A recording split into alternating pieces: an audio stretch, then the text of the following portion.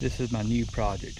I just bought a 97 model TJ 4-cylinder, and it needs everything. Just for instance, the brakes don't work. Right now the brakes don't work. The front wheel bearing on the driver's side is completely out. No, that's not a bent axle. That is, the wheel bearing is that bad. I've done checked it. The axle's perfectly straight. It's in bad need of a paint job. That will be the last thing I do. The interior needs help. That will be towards the end. One of the reasons I bought this thing is the frame is without rust. The body is solid. The panels are straight. It has a little body work right here. I'm sure they probably got into something. The hood has got a dent right here. I can fix that. But under the hood, it's all right. It's got some wires and some stuff tied up funny. The manifold I know is cracked and leaks. It has a muffler leak. You can hear it in the back. Someone has cut the AC lines. It don't have an air compressor. I don't know. I'm thinking I probably will not restore the AC on this thing. I'll have to get the heater working because the blower motor does not work. The radio does not work, unimportant. I will make it work, but you can see it don't have the factory steering wheel anymore, so it don't have a steering wheel airbag. I don't know that I will do anything about that. I don't like the way they have this airbag. Apparently at some point in time has blown.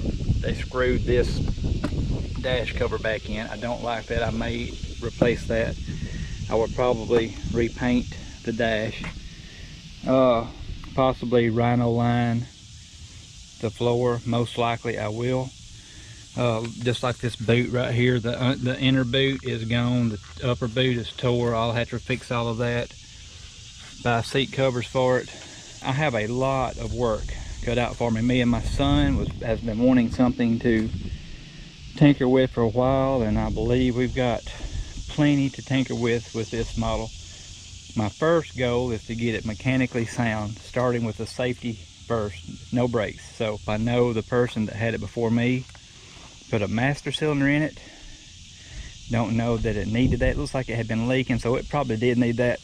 And I'm hoping this wheel cylinder will take care of the rest of the issue with the brakes leaking down, because when you hit the wheel cylinder, the brakes, it just pours brake fluid out of it. Hoping I can get away with changing the one. The brakes on the Jeep did not work when I first got them. I have got those fixed. I will explain today as I'm working on the next problem, which is the wheel bearing, what I did to fix the brakes. But this wheel is laid in at a severe angle. It's off the ground right now, but the wheel bearing is worn out. See if I can.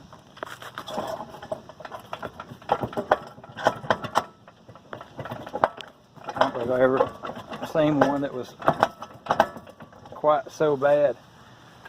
Anyway, I've got the new wheel bearing right here. Just came in the mail today, and I'm going to show that. So the first thing I'm going to do is take the wheel off, and I'm doing this by myself. So as I tell you what I'm going to do next, the next clip you'll see will be with that step completed. So I'm fixing to take the wheel off. Alright, wheel's off. Now I got to remove the brake caliper. I got to remove this bolt, and there's another one down here I got to remove. You remember me saying that the brakes wouldn't work earlier? I believe that's one of the reasons I've got such a good deal on this. And it's wore slap out, and it's a 4-cylinder. But see this bleeder valve right here? They had put different calipers on this thing. The first thing that was wrong was the rear wheel cylinder. I changed it. That wheel cylinder, and it still wouldn't pump up. And I tried to bleed it and bleed it and bleed it. Well, lo and behold, the bleeder valve was down here on the bottom. They had this caliper on the passenger side, and the one on the passenger side was on this side, which put the orientation of the bleeder valve under the brake line. All the air was up here. I was breathing straight brake fluid from down here. So the bleeder valve has to be at the top for the air to release. So once I swapped the brakes around to the correct orientation, they pumped up. Once I bled all the air out, and they've been working great ever since. So that's what I did. So now I'm fixing to take the brake caliper off, and I'll come back when that's finished. Okay, I have the brake caliper off and resting up there on the, I guess, control arm. And now this right here, the brake rotor will just slide right off. That's off. And I will need to remove this carter key and this I don't know, it's kind of like a nut shield that keeps the carter key in place. Let me come back when I get that done. I'm going to take the nut off as well.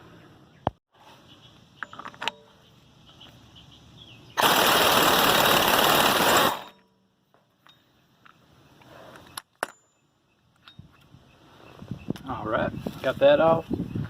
And now I have to remove these 3 bolts right here. Okay, I have the 3 12.13 millimeter bolts out, and now this wheel bearing is ready to come off, and most likely it'll come off and the axle will come out with it. So I got the dead blow hammer. I'm going to try to beat it out now.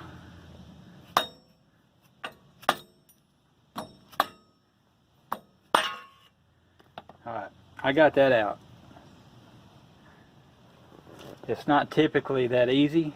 I have already had this off one time just to see how bad the bearing was, but with a couple of more blows it would have come out anyway.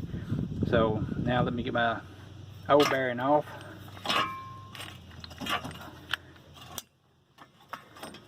Hey Seth, come and hold this phone.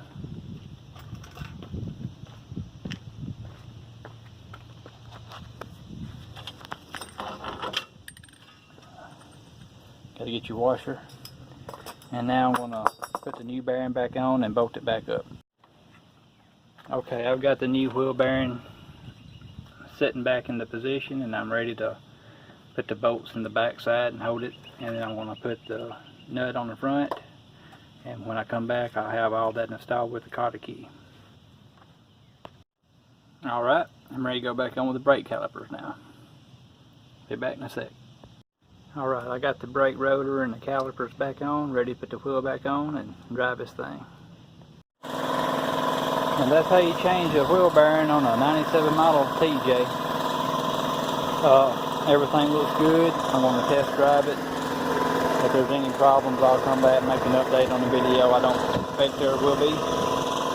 This is going to be an ongoing series about me restoring this Jeep back to some of its former glory. A little rough around the edges. We've got a long way to go, but me and my son's going to work on this together and try to see what we can do with it, see what we can turn it into, and for how little money we can do. So anyway, that concludes this first video.